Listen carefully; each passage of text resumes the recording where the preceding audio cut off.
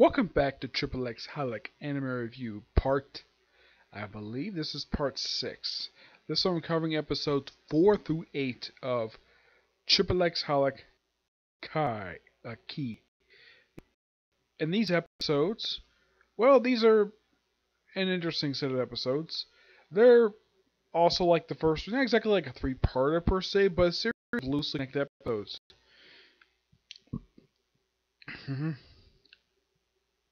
First one's called Dream Buying. Yes. Apparently, like, just by sheer accident, Watsuki bought a dream from Himawari by giving her stuff, and apparently her dream is affecting him, so they call upon a dream buyer to enter this strange world, which is exactly like our world, except that it's a bit darker. Yep, and they come across a dream buyer, which is simply put an anteater. And he buys dreams, which take the form of balloons. Okay, and here's the thing. Now, apparently in this dream, that Watsuki basically was saved by, he thought was actually present-day Damaki. Nope, this is actually to be his grandfather. In the first 3 encounters that he has over the course of these episodes, there's a strange-looking arrow. Now, well, we know it's not Damaki because Damaki is not known for riding horseback. And this arrow looks so different than how the arrows depicted. Arrows usually have these pointy heads. This is like a horseshoe head for some reason. I have no idea why. So apparently this is from the dream, using the dream arrow. So they go into this dream buyer, and the way they enter this world is quite interesting. They have to squeeze behind a power pole. Yes, a tiny space. Yes, and they get there, meet the guy, buys the dream from them for like 2 dreams. No, we'll buy these 5 dreams. Okay, and of course they take him back to, well, Yuko's shop. And of course, one thing I noticed though in these episodes that apparently, oh, in case you went with those sounds, so there's probably just some fireworks going off outside for some reason. I have no idea why. Anyways, yes. Yeah, for some reason these episodes, Watsuki is not staying in his own house in these episodes. No, he's staying at Yuko's shop for some reason. Well, actually, there is a reason why. Because usually he's invited there to prepare breakfast for her because he was requested by Yuko to make all of her meals. Okay. So, he gets a dream. He meets Damaki's, you think it's Damaki, but nope, it's actually his grandfather. Yep.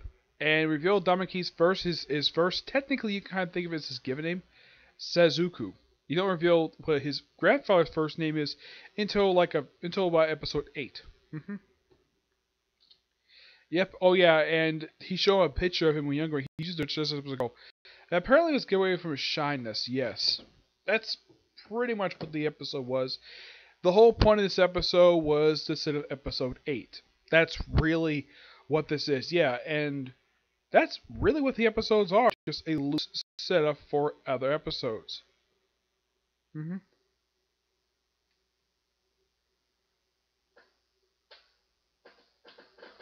Yep. So next is Infinity, where we meet a celebrity exorcist. Yes, named Karon Tazuki. Taruki. Yes, a girl who looks like she's about 12 years old, and her mother's exploiting her because of her fame. She basically is at this tree, just staring at it, and apparently it's revealed. And here's the thing: it's revealed in this episode that she, like Watsuki, can see spirits. Yep, she can see spirits, and basically she wants to remove a particular spirit that's basically possessing this tree. It's basically a spirit of a woman who looks like from 19th century Japan. So they take the spirit to Damaki's temple, which has also a bunch of cherry trees. Yes, cherry trees. Yep.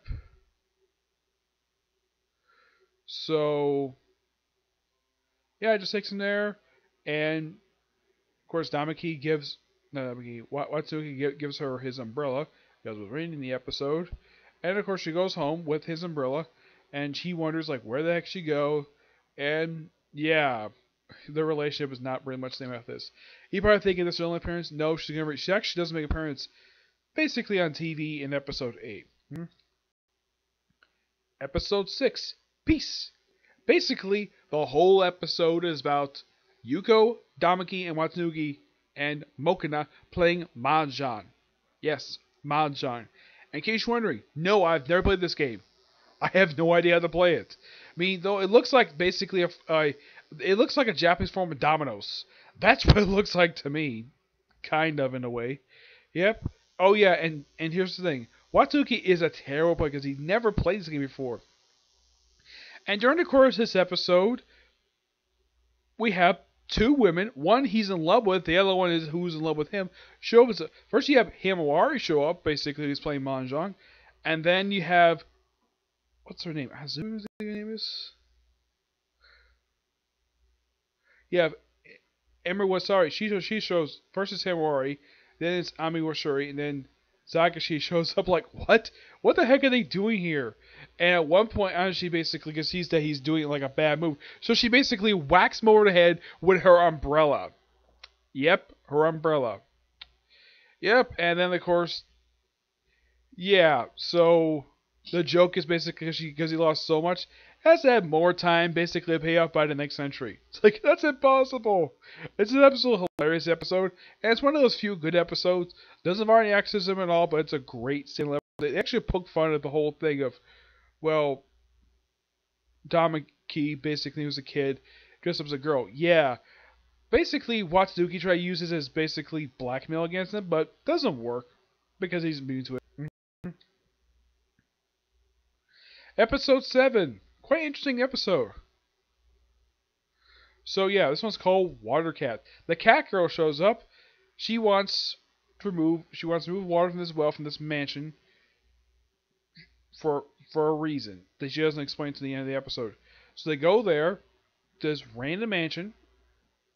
They don't say who the mansion belongs to in the episode. No, they don't. It's just some random mansion. This looks like a normal two-story house that's a bit wide. It looks like a wide two-story house. Yeah, it's not a mansion I would normally see in fiction, but okay. So they have to basically transport this water from this well. Excuse me. And of course, Damaki is invited to come along because why not? Himawari, well, there's a couple reasons why. One, I don't think she can carry this much water. According to Watsuki, he doesn't want to get in trouble with the law. That's one reason. Another is that she doesn't think she can carry this much water in a jug. And the jugs look like they're really heavy. So Damaki comes along, and they drain the whole thing.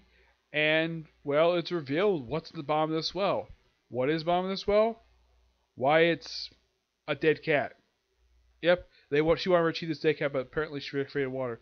Yeah, they also have they have a funny way to open this episode up with get this. You have Yuko and the two girls basically taking almost like a bath in a way, in a hot spring. You're looking up Yuko. This one, I think she's outside. She's wearing a swimsuit, though it's a different swimsuit than she wore in the previous season for the previous season for the show. This one is white, while in the first season it was purple, but it's the same design where it shows off her cleavage. And Watsuki's referred to as a human shower, and of course the girls try to soak the cat girl, but that doesn't work because, well, of course Yuko does scold them for a bit because she's a cat. Cats don't like water thrown on them. Yep. And they also see, now, during the times when Watsuki goes to this particular house, he sees a woman at this window.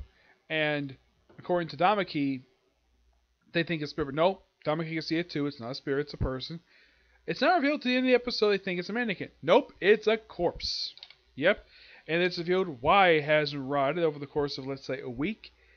Because apparently all foods have got, like, preservatives and addictive stuff to keep bodies basically preserved for a longer period of time, despite the fact it's stated in the episode, I think it's several episodes, that it's really hot. It's like, I was hot today. But this is an okay episode. It's interesting. Yeah. Nothing bad with this one. Episode 8, Ring. We have a woman who comes to Yuko's shop to get people to stop bothering her So she gives bells, and of course she comes like multiple times thinking bells don't work. And then of course we show off in a dream. We see Damaki's grandfather. I think his name is Hazun. I think I pronounced this guy's name. Let me look up on here because I know they actually revealed his first name in the episode. Mm-hmm.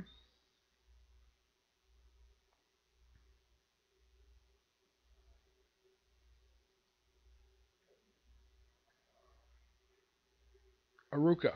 Mm-hmm. Yes, Aruka. Yeah, that's the guy's name. And apparently, he doesn't have a problem being referred to as a grandfather, but he wants Watsuki referred to by his given name, which is Hauser. He goes from Hauser. He doesn't say anything about it, but I don't think he has a problem with that at all. He just trying to be polite.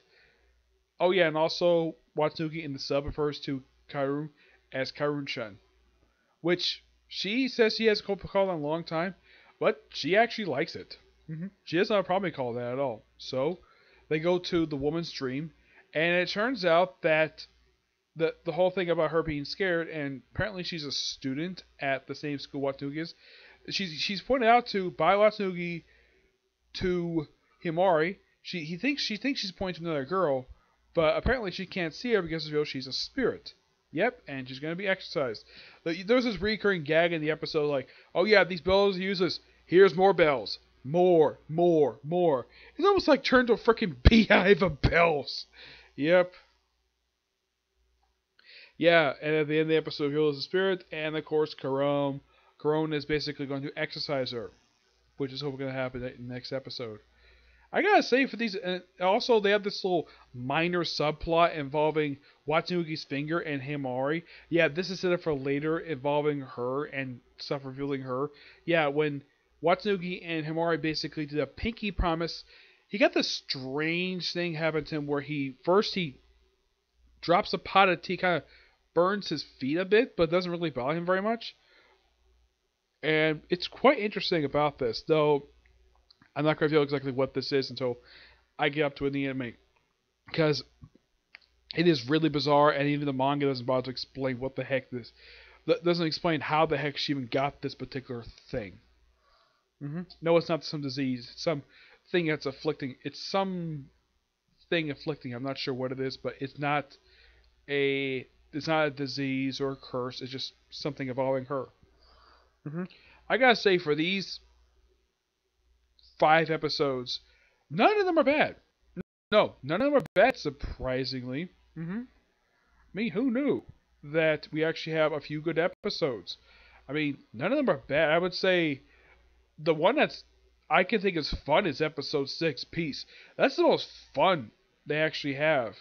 I would say probably the weakest episode is probably episode 8, but it's got good character. The whole thing with the spirit thing, that was kind of weak. I didn't like that at all. I mean, the one thing I thought was the best thing about this episode was the character interaction between Watsuki and Damaki's grandfather. That was really the best thing about this episode. You could go pretty much just nothing except for the beginning. 7 is a good episode, but it's weird though that apparently that the reason why that oh yeah, and here's the thing, the compensation that the cat girl offered in order to get this particular cat out of this well, an egg. Of course, this is not explored until much later. That's the thing with this season. They set stuff up and they basically explore a later episode. I'm like, is the series trying to copy One Piece with its setup? That's what it seems like to me. But at least it's some future stuff. Unlike in the case the first season, didn't really do that very much. It's mostly loosely connected, loosely set of standalone episodes. In the case of episode 5, that's mostly set up for episode 9. But the character, how you pronounce this woman's name? It is Cajon. Yes, Cajon. I think she's a good character. I'm glad the fact they actually have her continue throughout the whole season. She's a recurring character anyways. Yep. The Rain Spirits, great characters. I like the fact that they appeared for at least of these 8 episodes. They appeared in 1 episode so far. I mean, they've only appeared in these 8 episodes. Zayashi's appeared about 3 episodes so far. And of course, this episode basically is very similar. I mean, it's almost like just a fun little episode. I mean, it's great though the fact they have this. I mean, they had like one of these in the previous season of the show with the episode. Where is it? It is episode 19. Yeah, where just the characters just having fun playing a game, not involving high stakes, not having the characters risk their lives or anything. It's just a fun little game that just have a little fun, have all the characters just show up just having pure fun. Now this happens at Damaki's temple. Yes. Though the thing about this series I think is a little odd, they don't really explain who Damaki's parents are. They explain who his grandfather is, but not who his parents are. Yes. And I kind of wish season was dubbed, but yeah, the thing with this season is the reason why I heard this season wasn't dubbed along with the two miniseries that come right after this is because apparently the sales for the first season weren't very good according to Funimation, so they decided not to dub season 2. Yep, they decided not to dub it. Nope. I mean, I would say the first season is not bad. It's actually a pretty good season. I mean, the animation is a bit bizarre if you look at it. I mean, Watanuki moves in a very strange fashion. I mean, one of the best things you guys say about this particular series, the animation in this series, I mean, with the exception of the characters, the background set looks so amazing. Even though this is not made by some other famous studios, basically Nova Animation, it has a similar tone to it to that of Bleach. Yes, it's a very similar tone to Bleach and Blue Exorcist. Despite the fact that neither one of these two series are made by either Studio Parrot or I don't remember what the series was that made Blue Exorcist. Actually, it was Ava Pictures made Blue Exorcist. Yes, it's a similar style tone, but the only similarities these two series have with this series is that they're set in present day Japan. That is really what it is. Okay. But fantastic set of episodes. Okay, so that's it for this particular review. I have roughly about 5 more videos left. Yeah, 2 manga reviews, another anime review, and a comic corner. And possibly another part for this one if I get a chance to do more episodes of it today. But the next video is going to be a review of the newest chapter of My Hero Academia. Okay? But see you next view. Bye.